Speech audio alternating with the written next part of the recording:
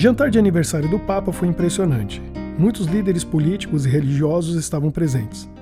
Despedi-me de algumas autoridades, do Papa e do presidente antes de sair. Como já era tarde e não havia mais ninguém ao redor da Casa Branca, dispensei o motorista porque queria voltar caminhando para o hotel, que estava a apenas 6 quarteirões de distância. Logo que comecei a caminhar pela Avenida Pensilvânia, um homem aproximou-se de mim. Ele não parecia alguém de quem eu devesse ter medo. Era baixo, tinha uma barba branca e usava um chapéu do estilo Indiana Jones.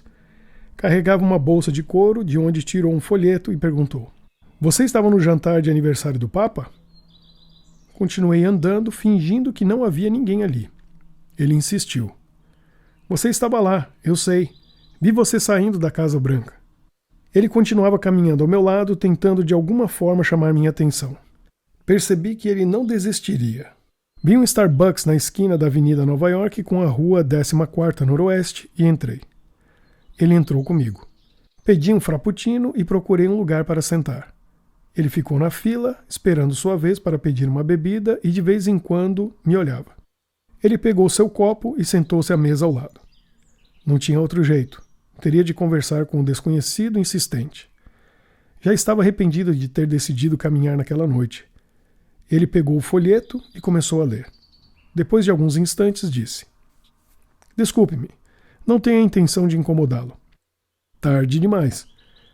É que ninguém percebe o que está acontecendo."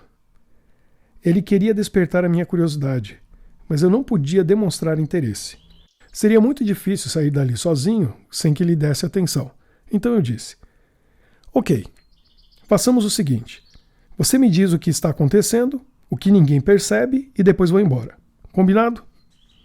Eu imaginei que tudo o que ele queria era alguém que ouvisse seus devaneios. Em seguida, descobri que aquele senhor era um especialista em teorias de conspiração. A questão é que, como era esse o caso, não havia ali ninguém melhor do que eu para julgar se eram apenas teorias ou se eram fatos reais. "Você esteve no jantar de aniversário do Papa?" Acho que você já sabe a resposta para essa pergunta. Não vou tomar muito o seu tempo. Só quero que você pense por um instante. Não sei quem você é, nem no que acredita, mas tenho certeza de que é um bom cidadão e um patriota. Estou certo? Continue. "Ontem e hoje, nosso presidente recebeu o Papa. Corrija-me se eu estiver enganado. Na Casa Branca, como um líder político, com todas as honras, sendo que ele é um líder religioso. Ok, qual é o seu ponto com isso?" "Tenho certeza de que você conhece muito bem a primeira emenda da Constituição dos Estados Unidos. Você não acha muito estranho que o nosso dinheiro dos cidadãos americanos, contribuintes dos impostos que sustentam essa nação, seja usado para homenagear um líder religioso?" "Ele também é um grande líder político." "Também? Ele é ou não é um padre católico? O que está acontecendo nesse país, diante dos nossos olhos, se chama união entre Estado e Igreja. O muro de separação sobre o qual Thomas Jefferson escreveu foi derrubado. A primeira emenda deixa claro que nosso governo não pode dar preferência a uma dada religião. E o pior de tudo é que nós nos esquecemos de que fomos um dia um país protestante. As pessoas desta nação não sabem mais contra o que ou quem protestamos, muito menos o porquê." Levantei-me e já estava me preparando para sair quando ele me estendeu o folheto e disse: "Por favor, leia este texto que escrevi. Estamos vivendo em um estado imperialista. Para manter este império, nossos líderes estão dispostos a tudo, inclusive a passar por cima de nossa Constituição. Os Estados Unidos estão buscando o controle mundial, assim como a Roma antiga fez, e aqui está a prova disso." Peguei o folheto e saí rumo ao hotel. Ele tinha razão em alguns pontos. Chegando ao meu quarto, depois de tirar a roupa e tomar um banho, liguei para Sofia. Estava com saudades de ouvir a sua voz. Como conhecimento nunca é demais, e a minha curiosidade tinha sido despertada, antes de dormir, li o texto. A Nova Roma. 9 paralelos entre a antiga Roma e a moderna Washington. 1. Expansão territorial. O colonialismo de Roma tornou-se colossal. Para construir um império, Roma dominou o Mediterrâneo. Os vastos territórios conquistados representavam vantagens estratégicas militares e econômicas. As legiões do Império chegaram ao Egito, à Grécia, à Espanha, à Britânia, à Gália, à Síria, à Mauritânia e aos confins do mundo. Júlio César gabava-se de ter matado 1 milhão de gauleses. Paul Kennedy, autor de The Rise, The Fall of the Great Powers, Ascensão e Queda das Grandes Potências, diz que os pioneiros americanos também tinham um espírito conquistador. Eles chegaram da Inglaterra à Virgínia e avançaram para o oeste. Combateram os Cherokees, os Iroquois e os Sioux, entre outros. Apesar de muitos pioneiros estarem fugindo das restrições do imperialismo britânico, o novo país adotou um programa de expansão imperialista. Mais tarde, após tomar um grande território do México, incluindo a Califórnia e o Texas, os americanos abandonaram a conquista territorial. Mas as intervenções em outros países continuaram. Hoje, as bases militares americanas estão em cerca de 40 países do mundo. De algum modo, essas bases exercem o papel das colônias do passado. Segundo o Pentágono, há uma presença militar americana grande ou pequena em 132 dos 190 membros das Nações Unidas. 2. Mitologização do destino. Roma tinha toda uma mitologia a respeito do seu passado e do seu futuro, sempre cultuando uma história de glórias e heróis, promovendo o patriotismo e a grandeza. Os romanos viam-se como um povo especial. Eram, por determinação dos deuses, os guardiões da civilização mundial. Não eram fruto do acaso, mas do destino. Augusto se declarou filho de um deus e ergueu uma estátua para o seu pai adotivo, Júlio César, num pódio junto com Marte e Vênus. Os americanos também têm a mania de mitologizar seu passado e seu futuro. Talvez inconscientemente, criaram uma galeria especial de heróis nacionais. Os pais fundadores da nação, como Washington e Jefferson, e os grandes presidentes, como Abraham Lincoln, são reverenciados como verdadeiros mitos. Para muitos americanos, os Estados Unidos receberam uma missão divina de proteger a civilização e governar o mundo.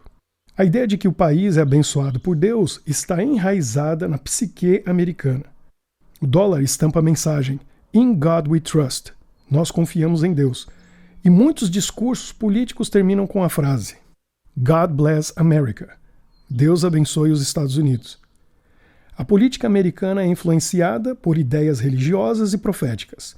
Israel, por exemplo, é apoiado, entre outros motivos, porque muitos líderes evangélicos americanos influentes acreditam no dispensacionalismo, um sistema que interpreta as profecias bíblicas por um prisma futurista e literalista radical, colocando a Terra Santa como o epicentro dos eventos que precederão o retorno do Messias e reservando um papel especial para Israel no fim dos tempos. 3. Força militar. Roma tinha a máquina de guerra mais poderosa da época, algo que o mundo nunca tinha visto. Seus soldados possuíam os melhores equipamentos e eram os mais bem treinados. Nenhuma outra potência chegava perto. Se a Grécia de Alexandre Magno dominou a Medo-Pérsia de Ciro, que havia conquistado a Babilônia de Nabucodonosor, a Roma de Júlio César simplesmente subjugou a Grécia. Os Estados Unidos também conseguiram uma superioridade militar incontestável no mundo. O presidente americano controla o maior arsenal bélico do planeta, com cerca de 1.000 mísseis nucleares, sendo 500 intercontinentais, 1.600 caças e 1,4 milhão de militares na ativa. Antes dos atentados terroristas, o governo Bush propôs um orçamento de defesa para 2003 de 396 bilhões de dólares, um aumento de 48 bilhões de dólares em relação a 2002. Isso é mais do que o orçamento de dezenas de países somados. Com os conflitos no Iraque, as despesas explodiram. O exército americano pode mostrar sua força em quase qualquer parte do planeta num curto espaço de tempo. 4. Poder econômico. Para manter suas legiões e os luxos da corte, Roma precisava de uma montanha de dinheiro.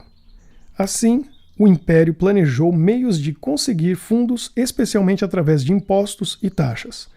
A riqueza de Roma, em seus melhores momentos, tornou-se gigantesca. Os Estados Unidos também conseguiram um destaque inigualável na arena econômica. Seu PIB, total de riquezas produzidas, de mais de 10 trilhões de dólares, 5 vezes o da América Latina e o equivalente à soma dos PIBs de Japão, Alemanha, Inglaterra e França, representa 32% do PIB mundial. O país produz 30% das patentes mundiais, 25% dos automóveis, 50% dos lançamentos de satélites e consome 33% da produção do planeta, 1/3 das importações e 25% da energia gerada no mundo. Número 5. Desenvolvimento tecnológico. Com seu pragmatismo, Roma valorizava as inovações da engenharia. Para manter suas conquistas, o império precisa de tecnologia de ponta. Entre as conquistas mais conhecidas de Roma no campo da engenharia, figuram com destaque as estradas. Na época de Diocleciano, 284 a 305, Roma havia construído 85 mil quilômetros de estradas. Projetadas para o trânsito rápido do exército, as estradas tiveram um impacto positivo na economia do império. Facilitaram o transporte, o comércio e a comunicação. O sistema postal imperial dependia das estradas para levar notícias e correspondência. Usando diferentes cavalos, um mensageiro podia viajar até 160 quilômetros num dia, se houvesse urgência. As vias principais possuíam estábulos e alojamentos e espaços regulares e constavam nos mapas e guias. As estradas eram símbolos de poder e soberania, mostrando quem controlava o território. Os Estados Unidos, igualmente, lideram as façanhas científicas e tecnológicas do planeta, detendo um predomínio absoluto no número de patentes mundiais e na conquista de prêmios Nobel. A superestrada da informação, a internet, também idealizada originalmente como ferramenta militar, já figura no centro do comércio americano. As conquistas científicas e tecnológicas americanas também servem de símbolos ideológicos e políticos. São importantes porque afetam a maneira como as pessoas percebem as relações de poder no mundo. Número 6. Influência cultural. Todo império, além de conquistar, precisa manter o que conquistou. Isso se consegue pela força ou pela arte de fazer os conquistados quererem o que o conquistador quer. Roma às vezes mantinha suas legiões nas regiões conquistadas, mas também sabia seduzir os povos com a sua ideologia, a sua cultura e os seus luxos. Roma assimilava a cultura dos povos dominados, reciclava-a, mesclava-a com os seus valores e a vendia de volta. Tácito observou na Britânia que os nativos pareciam gostar de togas, banhos e aquecimento central, nunca percebendo que esses eram os símbolos de sua escravização. Os historiadores calculam que por volta do ano 170 d.C., a população do império chegava a 65 milhões. Havia uma mistura de nacionalidades, sendo os cidadãos romanos os mais valorizados. Ainda hoje admirado, o direito romano regulava a vida do império. De modo parecido, os Estados Unidos exercem uma influência cultural avassaladora. O imperialismo cultural americano ocorre através de Hollywood, da Disney, dos shows, dos jogos, da mídia, da música e de produtos como McDonald's e Coca-Cola. O politeísmo de ontem virou o multiculturalismo de hoje. O inglês de hoje, falado por mais de 1/5 da população do planeta, é o latim de ontem. O dólar, como as moedas romanas, é a moeda mundial. A população americana também é uma mistura de etnias, sendo os cidadãos americanos os mais privilegiados. Não por acaso, o governo dos Estados Unidos pressionou o Tribunal Penal Internacional, que começou a funcionar em julho de 2002 na Europa, para conceder imunidade aos cidadãos americanos. A sociedade americana também valoriza um elaborado sistema jurídico, o que pode ser comprovado pela fixação de Hollywood em filmes envolvendo tribunais e advogados. 7. Hostilidade no Oriente Médio. O Império Romano teve sérios problemas com a Palestina, especialmente com os Zelotes, grupo extremista judeu. Espécie de precursores dos extremistas islâmicos de hoje, os Zelotes rejeitavam qualquer afinidade com a Pax Romana. Para eles, o sincretismo religioso promovido por Roma era abominável. Na vanguarda da resistência judaica, mas sem ostentar uma unidade político-militar, os zelotes incluíam facções ultra-radicais e cruéis, como a dos sicários. Eles banharam o solo da Palestina com o sangue de quase 500 mil de vidas, incluindo romanos e judeus colaboradores de Roma. Inspirados no movimento de Judas Macabeu, que, 2 séculos antes, libertara os judeus do domínio sírio de Antíoco Epifânio, os zelotes lideraram uma revolta contra Roma, que terminou com a destruição e a profanação de Jerusalém pelas legiões romanas, no ano 70 d.C. Refugiados na fortaleza de Massada, num platô às margens do Mar Morto, os quase 900 zelotes sicários remanescentes, liderados por Eliezer ben Yair, desafiaram o cerco romano, até decidirem pelo suicídio coletivo no ano 73, para não caírem nas mãos de Roma. De modo semelhante, o Oriente Médio representa um problema hoje para a Pax Americana. Há mesmo quem acredite que a política externa dos Estados Unidos só funcionará quando for resolvida a crise do Oriente Médio. A crise atual envolvendo o Iraque é apenas mais um capítulo na tumultuada relação do país com a região. O interessante é que, assim como ex-protegidos de Roma se voltavam contra o Império, ou por ódio ideológico ou por quererem suas regalias, também ex-protegidos de Washington, como Saddam Hussein, têm se rebelado contra o Império Americano. 8. Decadência interna. Antes de sua queda, Roma sofreu um processo de declínio moral. Durante séculos, seu alvo era helenizar ou romanizar as outras populações, ou seja, transmitir a cultura e os ideais da civilização greco-romana para o mundo. Mas com o tempo, voltou-se para o luxo, a artificialidade, o misticismo, a superstição e a militarização. O grande historiador de Roma, Michael Rostovtsev, 1870-1952, observou que, com a implantação da cultura de massa no Império Romano, houve uma simplificação dos conceitos e dos processos da vida política, social, econômica e intelectual. Roma sofreu uma barbarização interna. Hoje vem se falando também na decadência interna americana.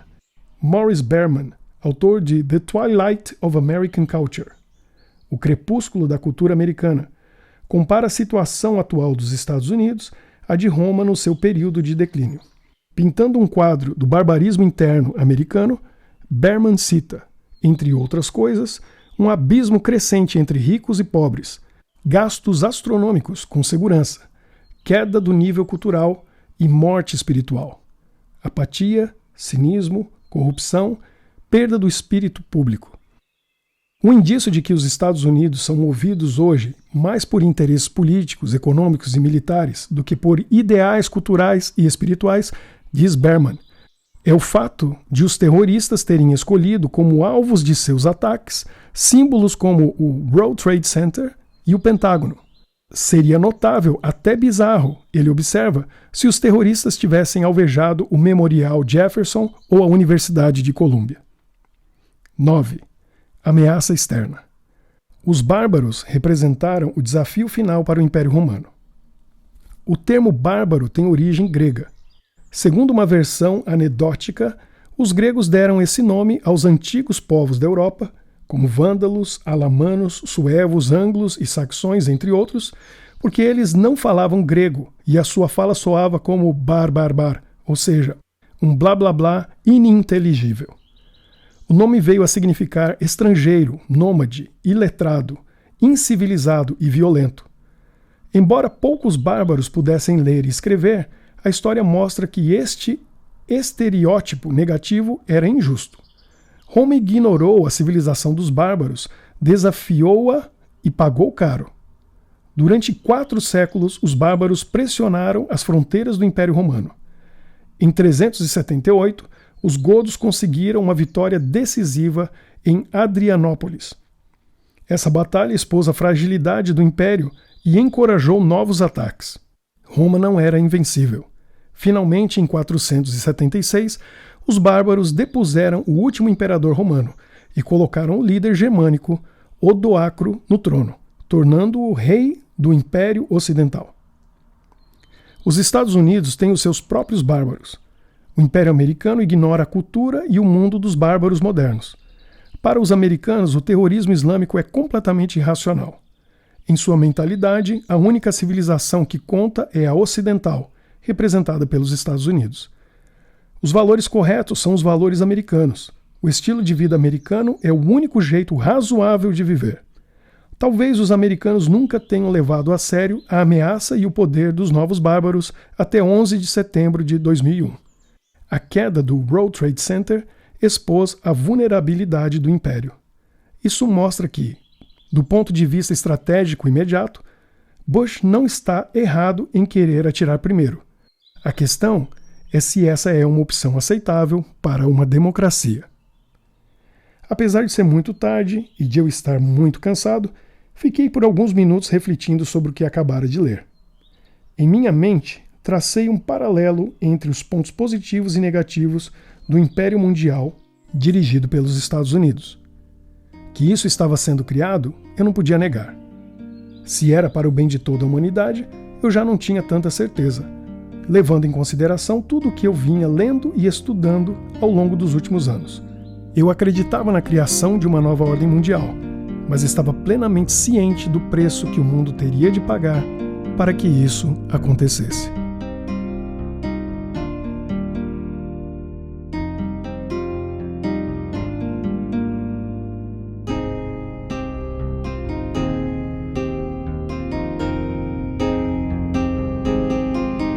Qualquer semelhança com a realidade pode não ser mera coincidência.